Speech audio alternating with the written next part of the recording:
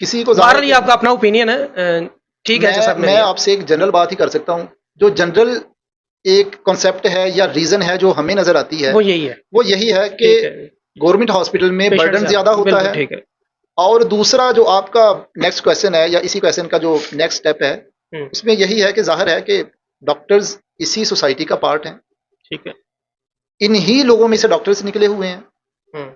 तो हमारा overall temperament बहुत लो है। ठीक है। पेशेंट का रवैया अगर हम देखें तो पेशेंट का एटीट्यूड भी प्राइवेट क्लिनिक में डिफरेंट होता है, गवर्नमेंट हॉस्पिटल में डिफरेंट होता है। बिल्कुल ऐसे ही है। शायद उसकी एक रीजन ये है कि एक कॉन्सेप्ट बना दिया गया है कि जब तक हम गवर्नमेंट इदारे में जाकर गुस्से में बात नहीं करेंगे, हम किसी हमारी की बात सुनी सिफारिश नहीं नहीं जाएगी। करवाएंगे, तब तक शायद हमारी बात नहीं सुनी सुनी नहीं जाएगी। जाएगी, बिल्कुल ये ऐसा। चीजें प्रवोक करती हैं, डॉक्टर को ट्रिगर करती हैं।